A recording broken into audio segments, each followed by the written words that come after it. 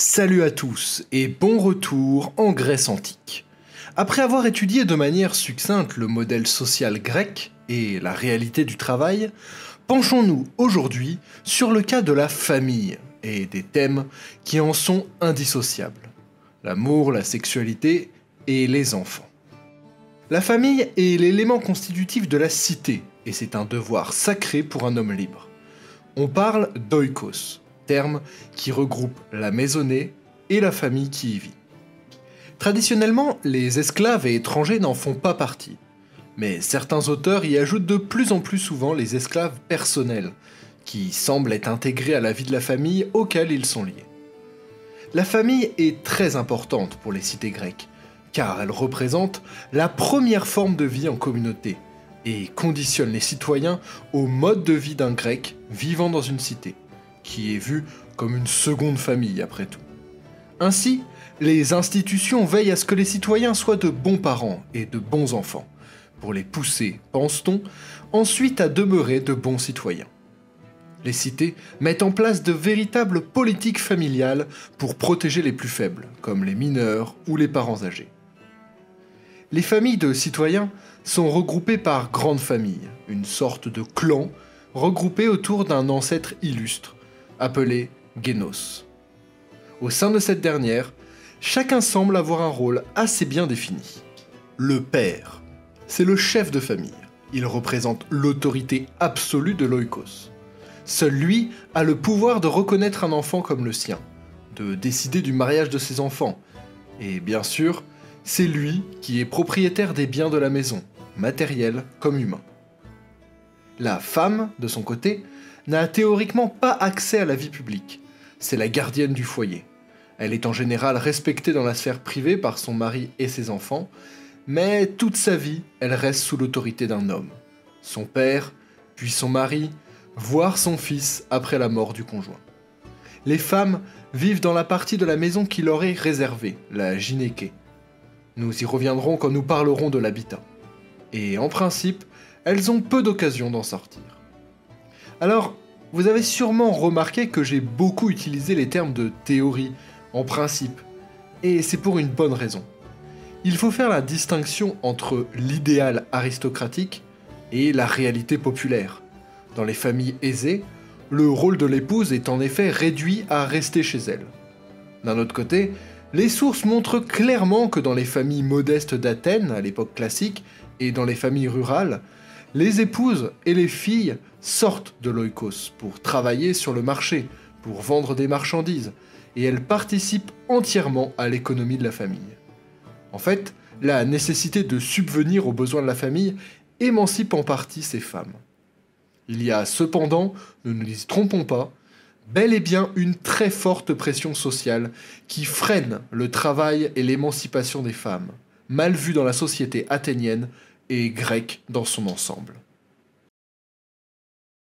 Pour fonder une nouvelle famille chez les citoyens, tout commence par le mariage. Nous n'avons pas beaucoup de sources sur ce moment censé rester privé et mystérieux, mais Plutarque notamment, ou quelques autres poèmes, nous aident beaucoup à le comprendre.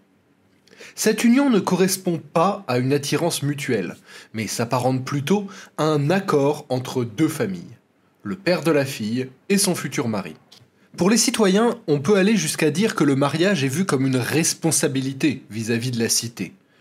Il a un but clairement affiché, celui de produire des enfants légitimes, qui peuvent non seulement hériter de leur famille, mais aussi du droit de citoyen.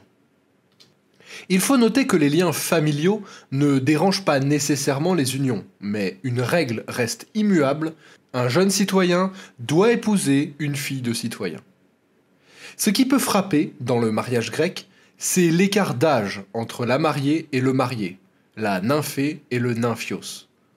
Les jeunes filles se marient très jeunes, selon les sources juridiques entre 12 et 14 ans suivant les cités, alors que les hommes peuvent se marier à partir de 18 ans, mais dans la réalité, plutôt autour de 30 à 35 ans.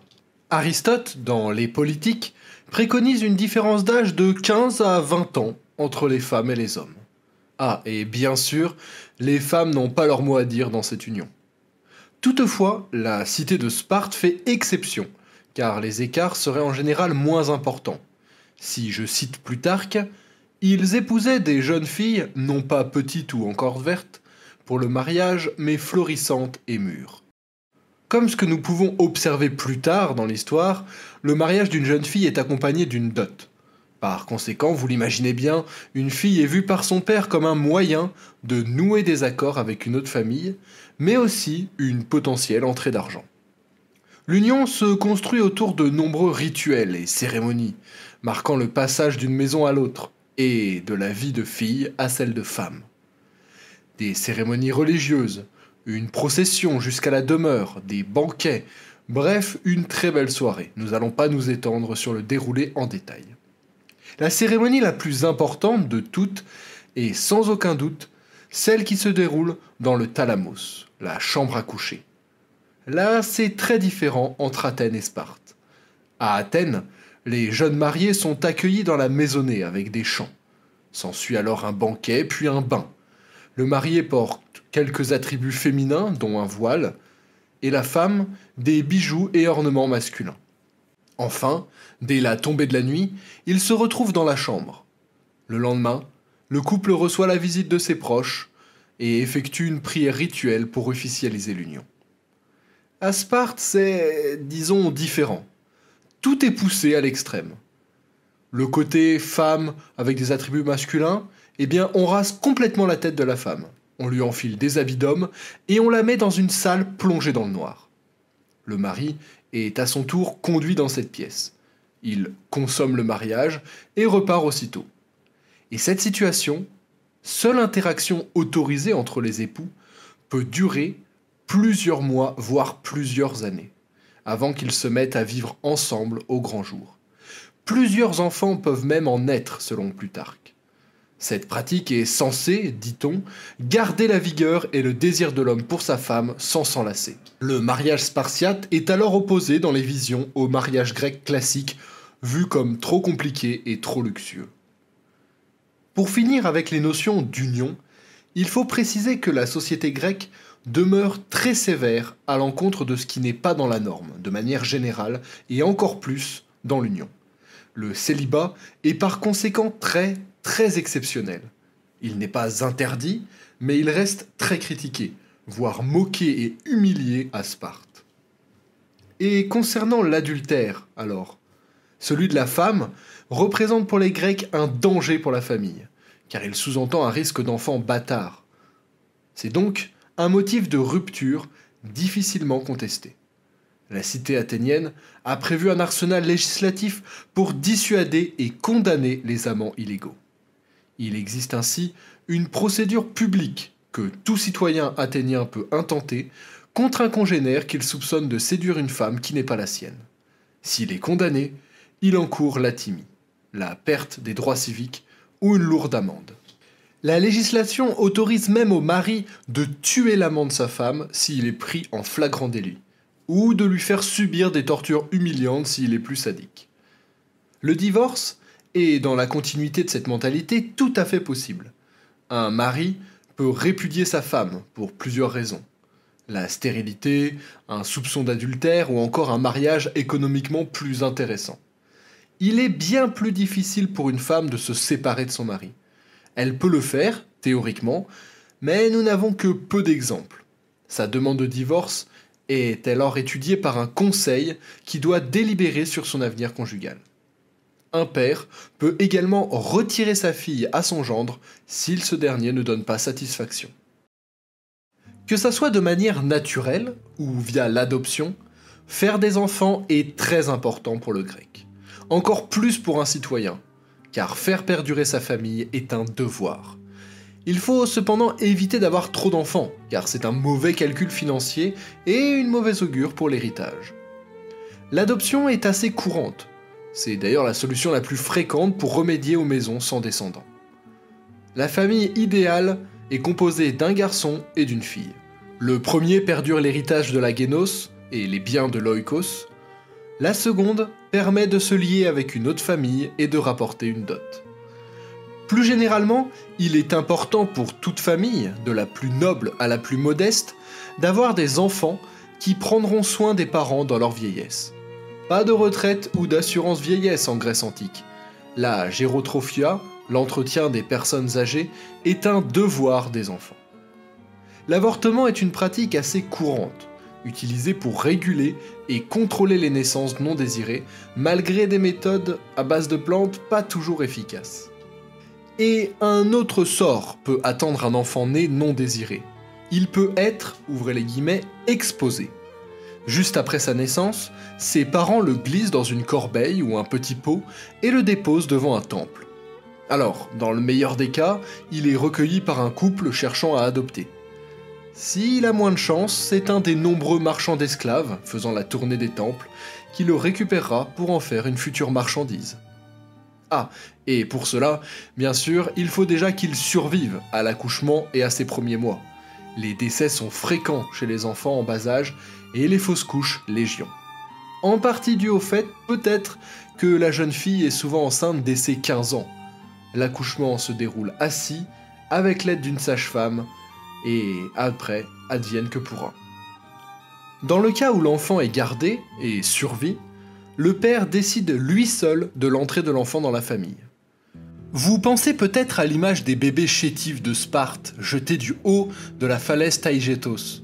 Sachez que les sources et fouilles sont assez unanimes. Elle est fausse. Le procédé de l'exposition était également courant à Sparte. 2 semaines après la naissance, si l'enfant survit, une cérémonie est tenue pour donner un nom à l'enfant. Le nom est souvent celui du grand-père ou de la grand-mère, ou parfois un nom à signification, pour promettre une belle destinée au nouvel arrivant. Le bébé vit chéri par la mère, et quand la famille peut se le permettre, une nourrice. Il est préparé à son futur rôle dès sa naissance. Platon dit d'ailleurs « Un enfant est une pâte molle que l'on doit modeler comme on fait de la cire ».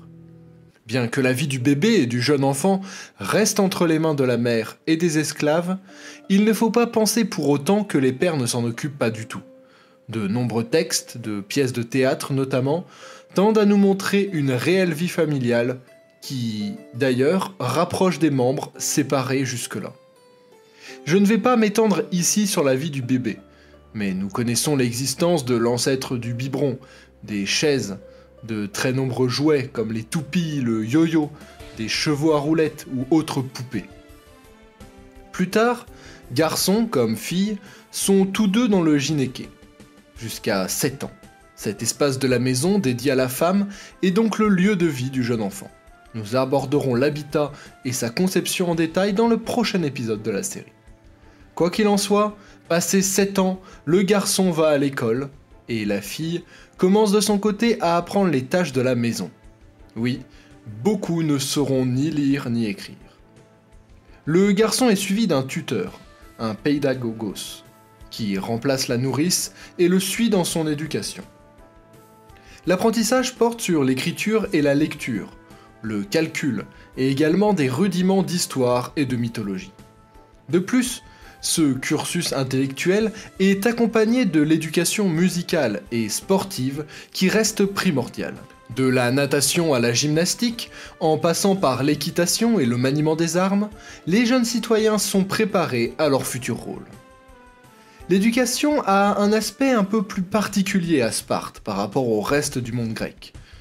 Les enfants de citoyens sont enlevés à 7 ans de leur famille pour être pris en charge par l'État.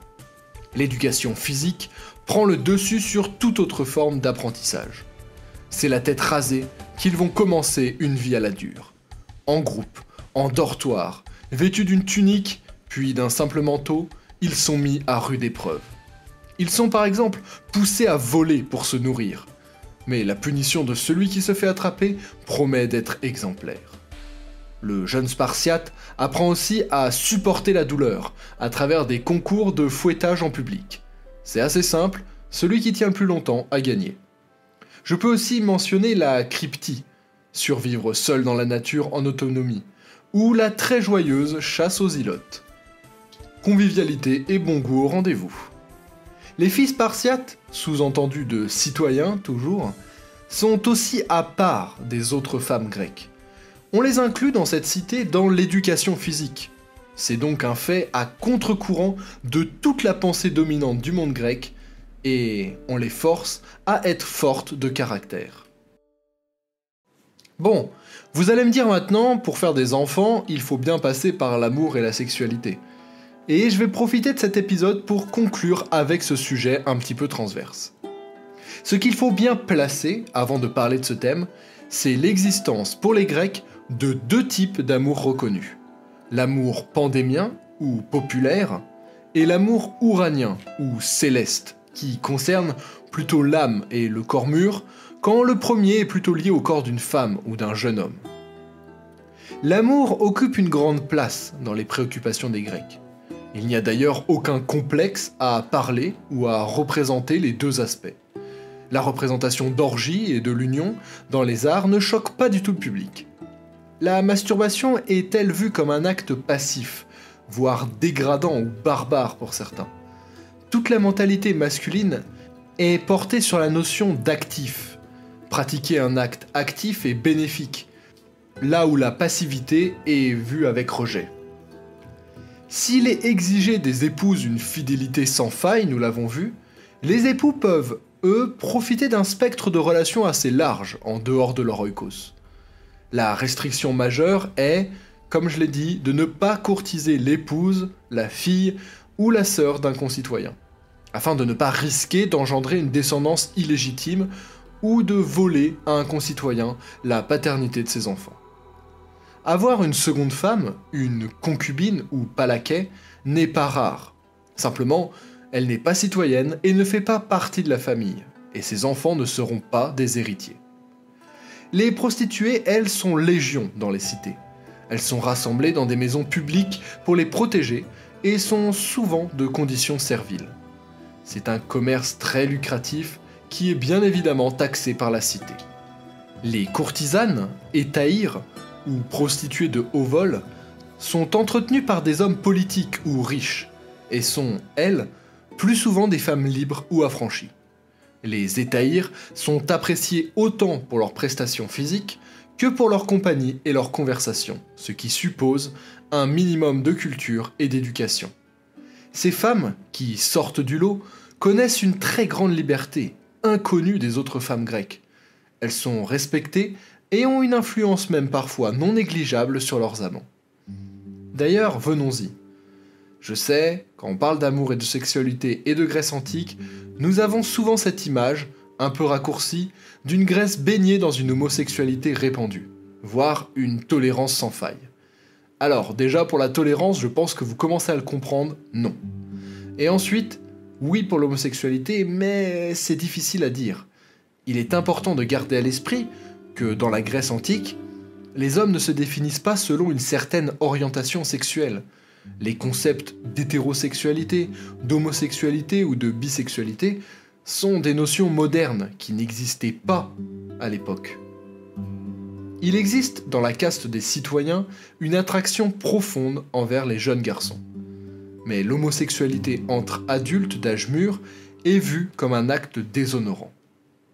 On considère partout en Grèce que les relations entre un éraste, l'adulte, et un éromène, l'adolescent, a une valeur éducative. Le plus âgé devant lui amener la sagesse morale dont le jeune aura besoin. La pédastrie, c'est cette pratique, est très encadrée, et elle n'est pas systématiquement charnelle. La pédastrie est limitée à un temps de la vie et pratiquée par des citoyens qui ont une femme à côté. La relation s'achève traditionnellement à l'apparition des premiers poils de barbe de l'éromène. À Sparte, Corinthe ou encore en Crète et en Macédoine, la situation est un petit peu différente. Les sources attestent d'une acceptation générale des relations homosexuelles, y compris entre hommes du même âge. Et nous avons bien sûr des cas connus du grand public, comme le bataillon sacré, corps d'élite de l'armée thébaine, qui avait la particularité d'être composé de 150 couples d'amants. Les hoplites spartiates étaient également très souvent très proches. Concernant la sexualité, à l'état pur, On retrouve aussi cette notion d'actif-passif. Tant que vous êtes du bon côté, j'ouvre les guillemets, de l'acte sexuel, c'est tout à fait normal pour la population. Mais être le dit passif est mal vu. L'homosexualité entre femmes, de son côté, reste tabou dans l'art et la littérature, qui est dominée par les hommes. Mais quelques allusions discrètes laissent penser qu'elle existait bel et bien, tant que cette dernière reste dans le milieu confiné de la partie de la maison réservée aux femmes. Pour conclure sur cette vidéo, vous voyez que je ne pouvais pas dissocier la famille du thème de l'enfant. Le projet d'être parent commence bien avant la naissance et la conception d'un enfant. Il est déjà implicitement inscrit dans la conclusion d'un mariage. L'enfant est l'objectif même de cette union, tant sur le plan social que familial. Platon propose même, dans son programme utopique Les Lois, une forte amende à tout homme qui ne s'est pas marié à 35 ans et priver de leurs droits tous ceux qui ne procréeront pas pendant la période de 10 ans qu'il aurait attribuée. Et dites-vous que la réalité de l'époque est à peine moins exigeante moralement. Concernant la sexualité, tout ce qu'il faut retenir, c'est que nous sommes dans une logique assez différente de nos valeurs actuelles et qu'il est difficile d'analyser cette sexualité avec nos regards actuels. L'homosexualité n'est pas une orientation sexuelle en tant que telle, mais plutôt une pratique encadrée dans certaines cités. L'éducation de l'enfant se divise en deux branches extrêmement différentes pour un garçon ou pour une fille. Et vous l'imaginez, là nous avons parlé surtout des citoyens, mais il va de soi que pour les plus pauvres et les personnes rurales, eh bien l'éducation, elle passe souvent à la trappe. Et l'enfant se retrouve à aider sa famille dans la réalité du travail et de la vie économique de l'oikos. Je vous remercie pour votre attention, on se retrouve le plus rapidement possible pour la suite de la série, et après avoir parlé des personnes qui habitent l'oikos, eh bien il faut se pencher sur la deuxième facette de ce mot, la maisonnée, l'habitat et l'intérieur d'une maison pour un grec. Sur ce, je vous dis à bientôt et que l'histoire soit avec vous.